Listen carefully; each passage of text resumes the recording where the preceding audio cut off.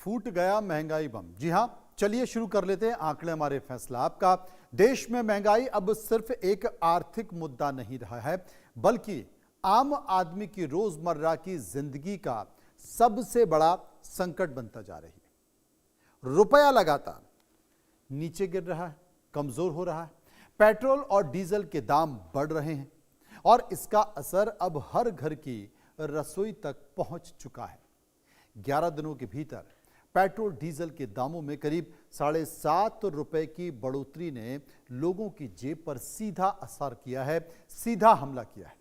सबसे बड़ा सवाल यह है कि अंतर्राष्ट्रीय बाजार में कच्चे तेल की कीमतों में गिरावट आई, तब भी जनता को राहत नहीं मिली। सरकारी तेल कंपनियां रिकॉर्ड मुनाफा उस वक्त कमा रही थीं, लेकिन आम आदमी लगातार महंगाई की मार झेल रहा था। रसोई गैस, सीएनजी और ईंधन के बढ़ते दाम अब आने वाले दिनों में और बड़ी महंगाई का संकेत दे रहे हैं। ऐसे में देश की जनता पूछ रही है कि क्या राहत मिलेगी या फिर महंगाई की ये आग और भड़कने वाली है। क्योंकि महंगाई का जो तीर है, महंगाई का जो वॉर है, एक बार फिर से चल गया है। रुपया गिरा तो बाजार स्वाभाविक तौर पर बढ़ेगा, यानी कि महंगाई बढ़ेगी। पेट्रोल डीजल में आग लगी हुई है। अब आम आदमी किसको समझाए, क्या करे, क्योंकि अंतर्राष्ट्रीय कारण बताया जा रहा है। सरकार से भी क्या करे, तमाम तरह की बातें चल रही हैं, लेकिन महंगाई में इस वक्त आम आदमी उलझ कर रह गया है। हर चीज महंगी हो रही है और सबसे बड़ी बात है कि इस पूरे महंगाई के वार में जनता पर मार मची हुई है। सबसे पहले जानते हैं कि आखिर देश में चल क्या रहा है। रुपया गिर रहा है, जनता पर मार पड़ रही है, असर क्या हो रहा है। महंगाई पूरे देश में बढ़ती जा रही है, चिंता का विषय है। रुपए में गिरावट से आयात हुआ जो तमाम सारी चीजों के बीच आयात और ज्यादा महंगा हो गया है। पेट्रोल डीजल की कीमतों ने घर पर बजट बिगाड़ दिया है। देश में रसोई से लेकर सफर तक खर्च बढ़ गया है और आम आदमी की जेब पर डबल मार पड़ रही है। खाद्य पदार्थों की कीमतों में उछाल है। मिडिल वर्ग और गरीब सबसे ज्यादा परेशान हैं। बाजार में जो आर्थिक मंदी है उसकी बढ़ने की आशंका लगातार आगे बढ़ रही है और आने वाले दिनों में अब तमाम चीजों के दाम और बढ़ सकते हैं। डबल महा अटैक तेल से, देश में महंगाई का महा अटैक तो चल रहा है। कैसे, ये तमाम सारी चीजों को जान लेते हैं कि आखिर तेल से लेकर तेल कंपनियों का क्या हुआ, क्यों वो अपना कीमत बढ़ा रही हैं, पैसे बढ़ा रही हैं। असल में 11 दिनों की जो स्थिति है, 11 दिनों में पेट्रोल डीजल 7 रुपये 50 पैसे तक महंगा हो गया। सोमवार को पेट्रोल में 2 रुपये 61 पैसे की बढ़ोतरी हो गई और इसके साथ साथ महंगाई से आम आदमी का जो मासिक बजट था उसमें 500 रुपये से लेकर 2200 रुपये तक खर्चा बढ़ गया। रसोई गैस सिलेंडर जो है वो 60 रुपये महंगा हो गया। सीएनजी भी मई के मध्य में बीच में 4 किलो महंगी हो गई और क्रूड ऑयल $104 से गिरकर $98 प्रति बैरल आया। बावजूद इसके जनता को कीमतों में राहत नहीं मिल पाई थी। सरकारी तेल कंपनियों को तिमाही में 20% से 78% ज्यादा मुनाफा कमाया। आईओसी का मुनाफा 14,458 करोड़ तक पहुंच गया। बीपीसीएल और एचपीसीएल ने मुनाफे में बड़ा उछाल पाया, लेकिन पूरे साल में कंपनियों का मुनाफा करीब 94% रहा, यानी कि 94% से 212% मुनाफा कमाया। 19 महीने में क्रूड 29% तक सस्ता हुआ, लेकिन उस वक्त दाम कम नहीं हुए, अब महंगे हो गए। क्रूड बढ़ गया तो दाम तत्काल कंपनियों ने बढ़ा दिए, यानी कि उस पर जब घटा था तो आपको राहत नहीं दी। अब जनता की आमदनी जस की तस है, पर महंगाई से जनता त्रस्त है। कैसे 15 मई को पेट्रोल डीजल के पहले बार बड़े दामों ने सब कुछ महंगा करवा दिया है।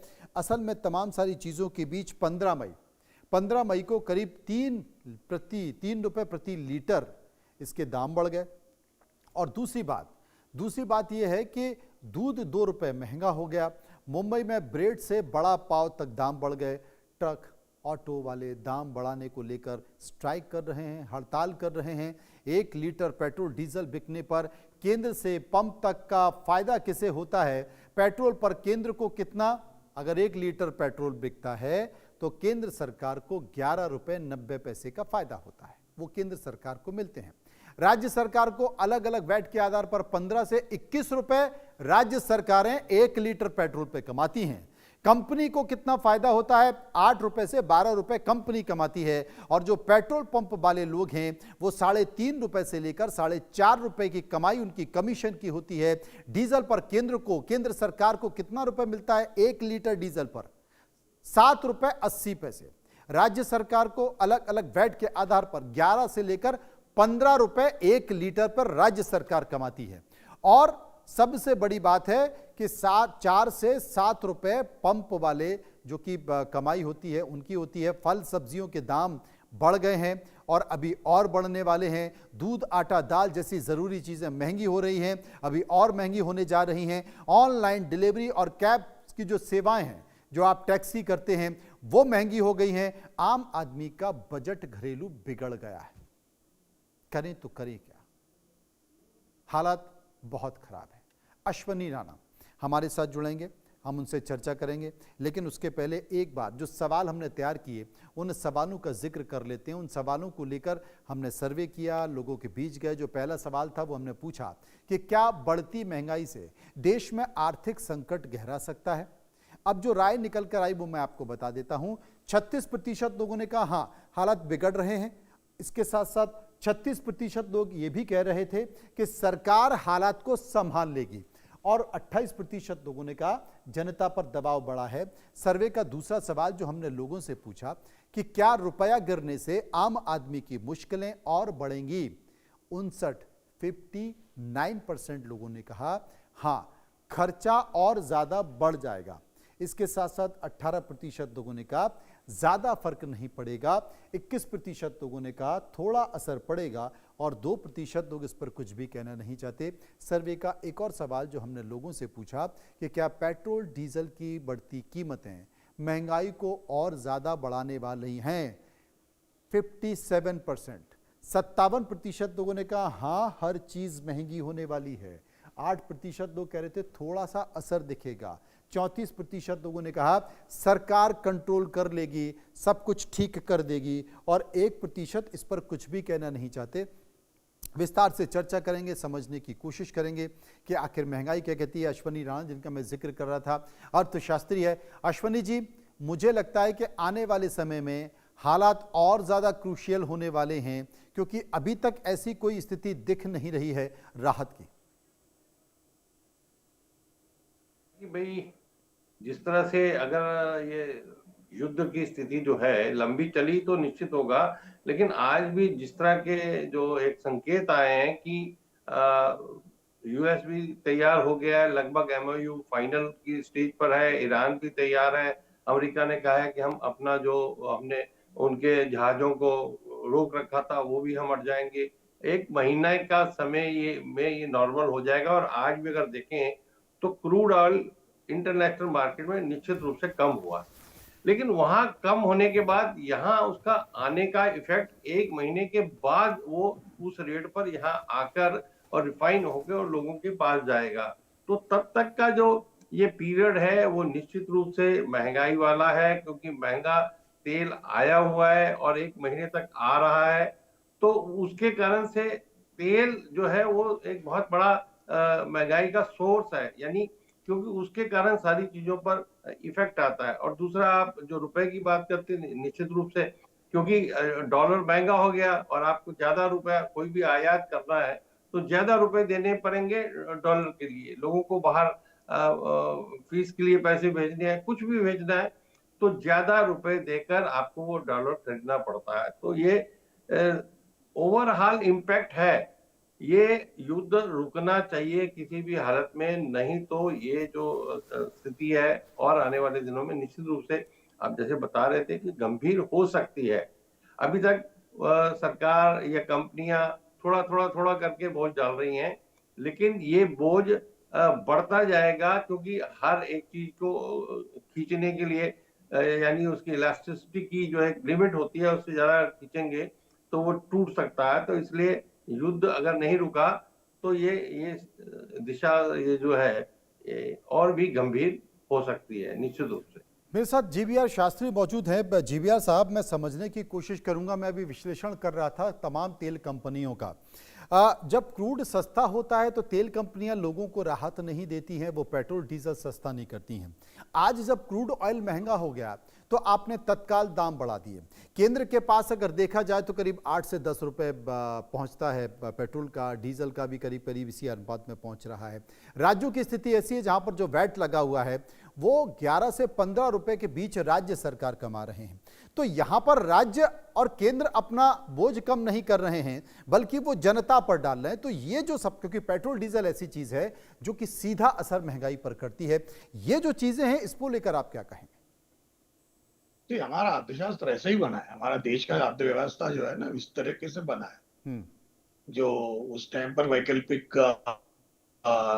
जो 1947 में थे, कैपिटलिस्टिक इकोनॉमी था, सोशलिस्टिक इकोनॉमी था, उन दोनों को छोड़ करके इन्होंने मिक्स्ड इकोनॉमी बनाई। मिक्स्ड इकोनॉमी का बनाया तो मिक्स्ड इकोनॉमी था, लेकिन उसका स्वरूप स्वभाव का कोई मतलब नहीं था, क्योंकि उनमें ये कहा गया है, बिल्कुल साफ कहा गया है, नुकसान हो जाएगा तो देश का और मुनाफा हो जाएगा तो किसान का। लेकिन ऐसा कुछ था ही नहीं। 24-25 लाख किसान आत्महत्या कर ली।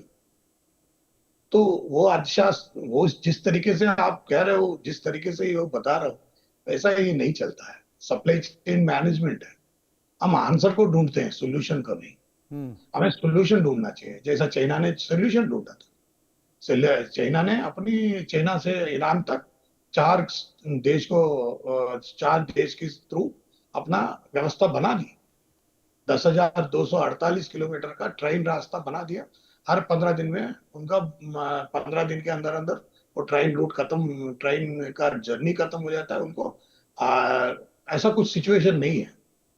ओके, हमें भी आंसर बनाना चाहिए था, हमें भी सोल्यूशन बनाना था, आंसर नहीं। हर बात हम आंसर के लिए ढूंढते हैं। सप्लाई चेन मैनेजमेंट आंसर से नहीं चलता है। जब भी सप्लाई चेन मैनेजमेंट आप आंसर से चलाओगे वो देश की जनता भुगतेगी, क्योंकि सरकार झेल नहीं पाएगी, क्योंकि 140 करोड़ की जनता है, कोई भी सरकार झेल नहीं पाएगी। कोई सरकार इस तरीके से अपना सिर पे नहीं ले पाएगी। ले भी पाएगा तो किसी न किसी तरीके से जनता के ऊपर डालना ही पड़ेगा। अब आप आगे स्टेट्स का तो सारे सबका ऑलमोस्ट लगभग 8 लाख से लेके 11-12 लाख करोड़ तक इन्होंने लोन लिया हुआ है। ये राजकीय पार्टी, जितने भी पार्टी से डिफरेंट पार्टीज अपने हिसाब से वो अपने वादा कर देते हैं, वादा करके बांट देते हैं, फ्री बीज दे देते हैं। और उसके बाद वो उनको कोई आपातकाल आ जाए तो, क्योंकि मिक्स्ड इकोनॉमी में डिजास्टर मैनेजमेंट को डेफिनेशन नहीं था। डिजास्टर मैनेजमेंट, क्योंकि बाकी कैपिटलिस्टिक इकोनॉमी, सोशलिस्टिक इकोनॉमी आदमी को वो बचा लेते हैं। यहाँ मुआवजा दिया जाता है, बचाते नहीं। मुआवजा अलग होता है, बचाना अलग होता है। वो वहां पे बचाना होता है, लेकिन उनको भी देना पड़ता है, क्योंकि उनका पॉलिसी है। ये तो अपनी टैक्सेशन का पॉलिसी हिसाब से चलता है। क्योंकि अभी आप आ रहे हैं जिस तरीके से जो सिचुएशन है उस हिसाब से ये तो चलेगा, ये तो चलेगा, क्योंकि हम हवा में बात नहीं कर सकते। अर्थशास्त्री कोई हवा में बात नहीं कर सकते कि युद्ध रुकेगा या नहीं रुकेगा, ये तो पता नहीं है। रुक भी सकती, ना भी रुक सकते, क्योंकि जिस तरीके से गल्फ रीजन में ये पहली बार देखने के लिए मिला था, तो पूरा गल्फ की अर्थव्यवस्था जिसमें हमारा 1,80,00,000 की जनता है, जिससे हमारा 42% का जो फॉरेन एक्सचेंज रिजर्व्स मिलता है, वो 42% रिजर्व्स फॉरेन एक्सचेंज करेंसी मिलता है। वो करेंसी अब आना दिक्कत हो जाएगा, लोग वहां से भेजना शुरू हो जाएगा, क्योंकि सबका अर्थव्यवस्था शर्मा गए। ऐसा नहीं है पूरा सिर्फ गल्फ कंट्रीज में, यूरोप में भी ऐसा ही था। लंदन में सारे रेस्टोरेंट्स, मैक्सिमम बहुत ज्यादा रेस्टोरेंट्स बंद हो गए थे। तो हर जगह समस्या शुरू हो गई थी। कोई साधारण बात नहीं थी। प्रधानमंत्री 2 गाड़ी में जाकर के उन्होंने ये क्या दिखलाया, उन्होंने बता दिया आने वाला वक्त में कठिन था। ये आपको कंजम्पशन कम करना है, पेट्रोल हो, डीजल हो, इलेक्ट्रिसिटी हो, खाने का चीज हो, खाद्य पदार्थ हो, कोई भी चीज आप समय के अनुसार बहुत कम करना पड़ेगा। नहीं, समय के अनुसार कम तो करना पड़ेगा, लेकिन आपने कहा कि हमारे देश की अर्थव्यवस्था ऐसी बनाने की कोशिश की गई है और वो ऐसी ही बनी हुई, उसमें वो सुधार हो पा रहा है। आप सबसे एक छोटा सा उदाहरण मैं आपको बता दूं। सुधार का बात करता हूँ, एक मिनट मेरा कंप्लीट तो होने जी, एक मिनट, सिर्फ एक मिनट। हाँ, अब जब सुधार की बात कर रहे थे, हाँ, सुधार क्या था? कुछ ये ज्यादा बड़ा सुधार नहीं थी, छोटा सा सुधार था जो ये सरकार कर सकती, क्योंकि हमारा जो इकोनॉमिकल पॉलिसीज था वो मैक्सिमाइजेशन के नाम पे था। एक्चुअली मैक्सिमाइजेशन 40 करोड़ आबादी के बाद कोई देश है नहीं है पूरा इस भूमंडल में। 40 करोड़ के ऊपर वाला जो देश है 2 ही देश है, या चाइना हम, क्योंकि चाइना सोशलिस्टिक इकोनॉमी, हमारा का मिक्सड इकोनॉमी है, जो मतलब नहीं है। मैं भी जानता हूँ, मैं इतना पढ़ा लिखा हूँ, मैं इतना अर्थशास्त्र का सब कुछ किया हूँ, लेकिन मैंने आज तक पूरा विस्तार से समझ नहीं पाया, इसका स्वरूप स्वभाव को समझ नहीं पाया। लेकिन ऐसा है, आप इनका ऐसे मैक्सिमाइजेशन से इनको ऑप्टिमाइजेशन पे जाना चाहिए। पॉलिसी साले तकदीर आज नहीं तो कल तो करना ही पड़ेगा, क्योंकि मैक्सिमाइजेशन में आपको सिर्फ आंसर मिलेगा, ऑप्टिमाइजेशन में आपको सोल्यूशन मिलेगा। क्योंकि ये 140 करोड़ सोल्यूशन मांगता है। 140 करोड़ हर बार इस तरीके से कोई भी डिजास्टर आ जाए, कोई भरपूर भरना नहीं चाहता है। भरना नहीं चाहता है तो उसको फंड रखना चाहिए। जैसा कल एक ऐसी सिचुएशन आ गई थी, आपातकाल सिचुएशन आ गई थी, केंद्र सरकार ने रिजर्व बैंक से सीए कंटिंजेंट रिस्क फैक्टर को कम करवा के, बैलेंस शीट कम करवा के, अब वो तो 3 लाख करोड़ पैसा ले लिया था। उनका तो बेल आउट मिल गए थे, सरकार का तो बेल आउट मिल गए थे, सरकार बेल आउट अपने आप को कर चुके थे। ऐसा ही इस देश की जनता भी चाहती है, ऐसा देश की जनता चाहती है तो इसको रिफॉर्म्स करना पड़ेगा, इकोनॉमिकल रिफॉर्म्स करना रिफॉर्म्स सब। इस रिफॉर्म में सबसे बड़ा बाधक अगर कोई है, सबसे बड़ी बाधा अगर कोई है, हर्डल कोई है, तो वो तो इलेक्शन है। एक छोटा सा उदाहरण, 2 छोटे से उदाहरण मैं आपको देता हूं। इस देश में 140 करोड़ की आबादी है। इस 40 करोड़ की आबादी में 80 करोड़ लोगों को आप 5 किलो गेहूं, 5 किलो चावल दे रहे हो। क्या 80 करोड़ लोग इस लायक नहीं है कि वो अपने खाने की व्यवस्था कर पा रहे हैं? सबसे बड़ी चीज। और तमाम जो रिपोर्ट्स आ रही हैं, वो ये रिपोर्ट आ रही है कि उसमें बड़े पैमाने पर भ्रष्टाचार हो रहा है, दुरुपयोग हो रहा है, लेने के बाद लोग उसे बेच रहे हैं। नंबर 1 चीज। नंबर 2 चीज, इस देश में समर्थन मूल्य की होल पड़ी, क्योंकि आपने अपने चुनावी घोषणा पत्र में समर्थन मूल्य का जिक्र कर दिया अश्वनी जी। अब जब आपने समर्थन मूल्य का जिक्र कर दिया, तो जो अपनी फसल 50 लाख रुपए की बेच रहा है उसको भी समर्थन मूल्य मिल रहा है, और जो अपनी फसल साल की 6 लाख रुपए की बेच रहा है उसको भी समर्थन मूल्य मिल रहा है। जो 5 करोड़ रुपए साल का अपना अनाज बेच रहा है उसको भी समर्थन मूल्य मिल रहा है। अब जो 1 करोड़ रुपए साल का अनाज बेच रहा है, 5 करोड़ रुपए साल का अनाज बेच रहा है, अश्वनी जी, क्या उसे समर्थन मूल्य की जरूरत है? समर्थन मूल्य इसलिए है कि गरीब किसान कम से कम अपने आप को खड़ा कर सकें, अपने आप को मजबूत कर सकें, उस व्यवस्था में बनाए रखें। लेकिन यहां करोड़ों रुपए जो फसल से खेती कर रहे हैं, 200 एकड़, 250 एकड़, 300 एकड़, वो भी समर्थन मूल्य पा रहे हैं और गरीब भी लाइन में लगा हुआ है। ये जो नीतियां हैं, ये नीतियां क्या है? नहीं, बिल्कुल क्या है कि सरकार, देखो, सरकार ने उसके अंदर रिफॉर्म्स लाने की कोशिश की थी, लेकिन उन रिफॉर्म्स का क्या हुआ? लोग सड़कों पर आ गए और सरकार को उसको वापस लेना पड़ा। बहुत सारे रिफॉर्म्स की जरूरत है इसमें। और मैं तो ये कहता हूं, मैं तो जब बजट की बात होती है तब भी कहता हूं कि भाई, ये किसानी के नाम पर नो इनकम टैक्स, यानी उनका कोई कंट्रीब्यूशन नहीं है, उनको एमएसपी चाहिए, लेकिन इनकम टैक्स के लिए 0। आप इतना पैसा कमा रहे हो भाई, छोटे और बड़े किसान के अंदर फर्क होना चाहिए। और फिर सरकार कहती है कि जितना उगाओगे वो हम प्रोक्योर करेंगे। अब वो प्रोक्योर करेंगे तो अगर नहीं करते तो वो किसान मरता है, और प्रोक्योर करते हैं तो गोदामों में सड़ जाता है। तो इसलिए सरकार उसको बांट रही है, हालांकि उसकी आलोचना हो रही है। और अभी आज ही रिपोर्ट आई है कि कैबिनेट ने पास किया कि 31 तक वो जो है उसको बढ़ा दिया है, वो जो राशन वाला काम है। तो सरकार को बैलेंस करके चलना पड़ेगा कि भाई, किसानों को एमएसपी की बात जो है, या उसके अंदर हर चीज के अंदर रिफॉर्म चाहिए। और जो शास्त्री जी कहते हैं बिल्कुल ठीक है कि भाई, हमें बहुत सारी चीजों के अंदर अपने आप को जो है वो करना पड़ेगा। उसके लिए ऐसी स्थिति आ जाएगी, ऐसा किसी ने भी सोचा नहीं था, वर्ल्ड में नहीं सोचा था, लेकिन अभी उसके ऊपर सरकार मुझे लगता है काम कर रही है कि भाई, जिस प्रकार से यूए के साथ बात हुई है अपना स्ट्रेटेजिक रिजर्व के लिए यहाँ पर वहां पर, और वो यूए इस समय उस ओपेक के ग्रुप में से अलग हो गया है। तो सरकार की कोशिश है, लेकिन स्थिति इतनी बड़ी है। और निश्चित रूप से शास्त्री जी ठीक कह रहे हैं कि इतनी बड़ी हमारा देश है कि, लेकिन इसमें एक बात और है। मैं बिल्कुल कहता हूं कि महंगाई है, महंगाई के दौर है, इसका इफेक्ट है, लेकिन एक बात कई बार चुभती है कि वो लोग जो शराब खरीदते हैं, सिगरेट खरीदते हैं, या ऐसी चीजें जिसके ऊपर अंधाधुंध कीमतें बढ़ती हैं, सिनेमा की बढ़ती हैं, लेकिन कोई हो हल्ला नहीं होता। तो ये भी उचित नहीं है। ठीक है, आज ये स्थिति है और सरकार को रिलीफ जनता को देना चाहिए, चाहे राज्य सरकार हो चाहे केंद्र सरकार हो, उसकी जिम्मेवारी है कि अपनी जनता को वो रिलीफ दे, लेकिन हो नहीं पा ताकि रहा है, उसके हो ऊपर नहीं ज्यादा पा रहा है। बोझ ना शास्त्री जी पड़े। मेरे साथ मौजूद हैं। शास्त्री जी, आपने अभी जिक्र भी कहा कि बहुत सारे तमाम फ्रीबीज की चुनाव में घोषणा हो जाती है, उसके बाद सरकारों को अपना घोषणा पत्र लागू करना पड़ता है। सरकारें इसके लिए हर महीने लोन ले रही हैं। हालात ये है कि हर महीने उनको लोन लेना पड़ रहा है। जो एम्प्लॉय है, सरकारी कर्मचारी, उनको तनख्वाह बांटने के लिए पैसे नहीं हैं, लोन लेकर तनख्वाह बांटी जा रही हैं, फ्रीबीज की योजनाएं पूरी की जा रही हैं। और ऐसी परिस्थितियों में आप पेट्रोल डीजल के दाम बढ़ाए जा रहे हैं, अपनी फ्रीबीज की घोषणाएं आप कम नहीं कर सकते। क्यों? क्योंकि आपको दिखता है वोट। मैं तो आपको साफ साफ शब्दों में दो बातें क्लियर कर देता हूं। एक तो इलेक्शन कमीशन के अंदर एक अंग लाना पड़ेगा जो control of council of political parties, political parties को कंट्रोल कर सके। पॉलिटिकल पार्टीज के मुद्दे जो उनकी मैनिफेस्टो से, जैसा विजय है तमिलनाडु का, उनको ये नहीं पता 8 ग्राम का गोल्ड तो अनाउंस कर दिया था। वो 30 लाख की लड़कियां थी जो शादी, जो इस साल की, क्या 8 ग्राम गोल्ड दे पाएंगे?